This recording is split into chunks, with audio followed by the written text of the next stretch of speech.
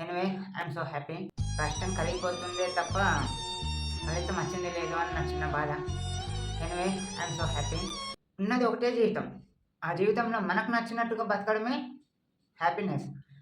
ఇతరులు ఎన్నెన్నో చెప్తూ ఉంటారు. అవన్నీ పట్టించుకోవద్దు. నీ మైండ్ సెట్ నీకెలా అనిపిస్తుందో, నీ మనసు ఏది చెప్తుందో అది చేసుకుంటూ పో. ఇప్పుడు నాకు చాలామంది అంటూ ఉంటారన్న, మేస్త్రి పని చాలా గొడ్డు కష్టంరా. అంత ఘోరమైన కష్టాన్ని ఎలా చేయగలుగుతున్నావు? వేరే పని చూసుకోవచ్చు కదా అని అన్నారు.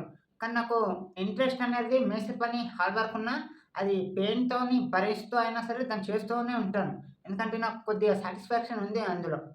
సో, అందులో ఎలాంటి ఫ్రీడమ్స్ ఉన్నాయి, ఎలాంటి సాటిస్ఫాక్షన్స్ ఉన్నాయి అనేది ఐ నో దట్. వాళ్ళకి తెలవదు గదా! సో, నా హ్యాపీనెస్ కోసము నా మైండ్ సెట్ చెప్పిన ప్రకారం నేనైతే మేస్త్రి పని చేసుకోగలుగుతున్నాను. So happy. కానీ కొద్దిగా బాడీ పెయిన్స్‌తోని ఓపిక ఉండాలనుకోండి. ఎక్కాలి, దిగాలి అంటే నైట్‌కి నిద్ర రాదు. కాళ్ళ పిక్కలనేటివి బాగా ఇట్లా గుంజేస్తూ ఉంటాయి.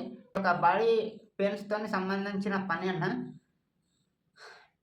కానీ రెక్క ఆడందే డొక్క ఆడదు అని అంటారు చూడండి. అది ఇదే. మీరు ఏ కంపెనీలో చేసినా కూడా రెక్క ఆడాల్సిందే, డొక్క తెలవాల్సిందే. కడుపు తిప్పల కోసం ఏ పని చేసినా తప్పులేదు. కానీ నిజాయితీగా ఉండాలా.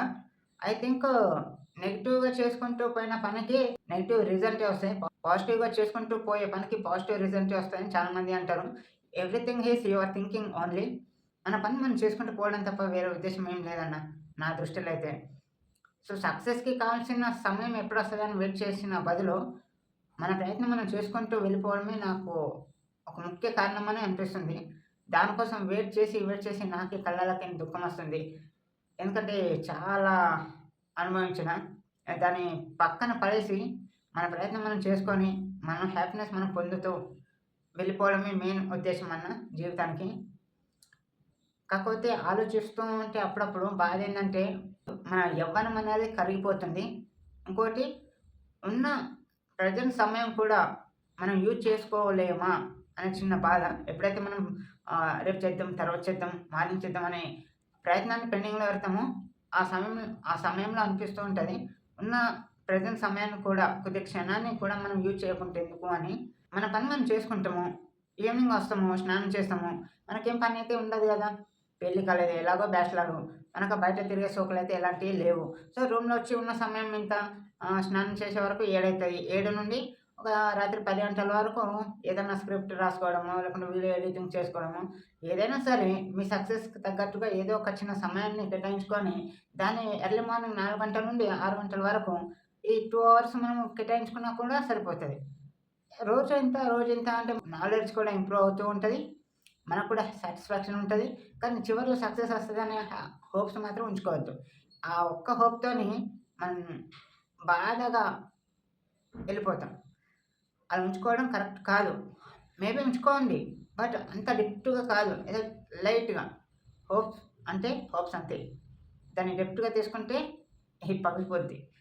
సో, ఏదైనా నెక్స్ట్ టైమ్ అయినా ప్రయత్నించే అంత హోప్స్ మీలో ఉంటే దీన్ని డెప్త్‌గా ఉంచుకోండి. లేదు నాకు అంత హోప్స్ లేవు. ఇదే ఫైనల్ అంటే లైట్‌గా ఉంచుకున్నా సరిపోతది. ఇది జీవితం అన్న 10 సార్లు పుట్టే జీవితం కాదు. ఒకటేసారి పుడతాం, ఒకటేసారి సాధిస్తాం. ఒక్కసారి సాధిస్తే జీవితం మారిపోలా.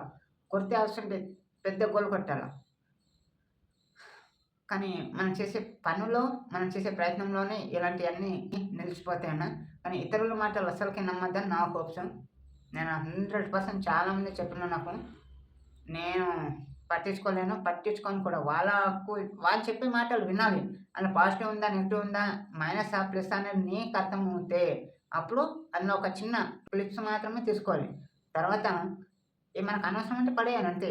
ఆ క్లిప్‌తోని వాడు చెప్పిన మాటల కన్నా ఆ క్లిప్‌కు మన ఆలోచన కొద్దిగా యాడ్ చేస్తూ ఉంటే బెటర్‌గా ఉంటదన్నట్టు. అవతల వాళ్ళు కొద్దిగా పలానా వ్యక్తి ఏదో చెప్పినవు అని చిన్న అర్థం ఉన్నది జీవితం గురించి అని ఒక చిన్న క్లిప్ మనం తీసుకుంటే హ్యాపీగా ఉండగలుగుతాం. సో, ఇదన్నా నేను రెగ్యులర్‌గా పడే ఇబ్బంది, మనసులో బాధ. హ్మ్. మరి కొద్ది క్షణాల్లో బాక్స్ కట్టుకొని పనికెళ్ళాలి. మళ్ళీ అక్కడ గొడుగు కష్టం చేయాలి. బాయ్ అన్న.